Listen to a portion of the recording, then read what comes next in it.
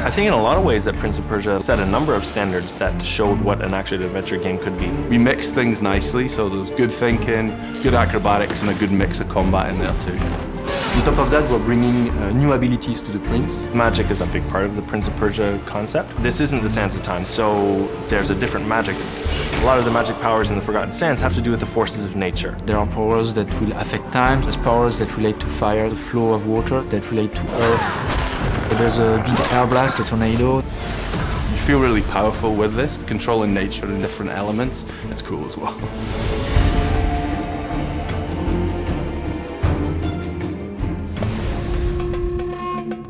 Razia is the name of the djinn. She's locked in this fountain. Jinns are creatures that are elemental. They showcase all the elements of nature. The prince is getting his powers from Razia. The powers are focused on elements of nature. What did you do? We use powers, of course, to control the environment, but the prince also uses them for mastery in combat.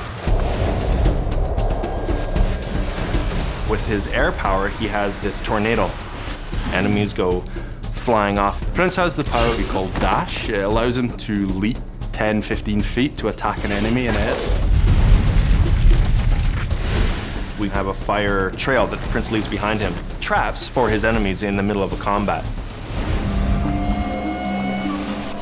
The ability to freeze water is excellent. It really refreshes the level design. It doesn't freeze the water as into ice, it more freezes them in time, so they become solid. Everything stops, and it's like, oh, now I can climb on that.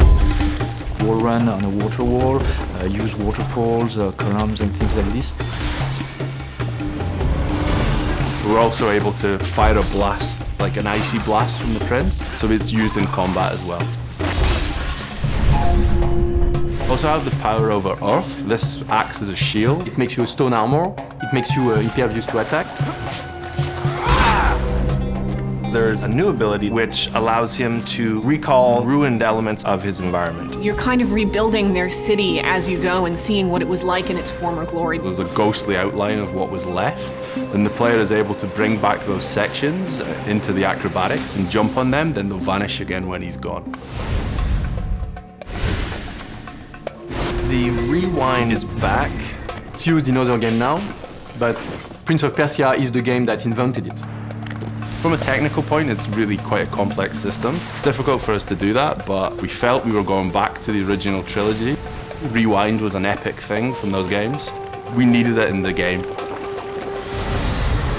He's often going to be massively outnumbered through many of his fights. There's as many warriors as the grains of desert sand, so they're just everywhere. There's the bigger, stronger characters. Some of them are 30 feet tall. We have a final epic boss battle with an enemy that's absolutely massive. It gets pretty crazy and you really have to be on your toes. You're mixing between water and recall. When you get to the end of some of these huge jump sequences, it's just so satisfying. This is the Prince of Persia, so I need to execute it properly in time, in rhythm. Jump through a water wall, refreeze, rebound, refreeze, rebound.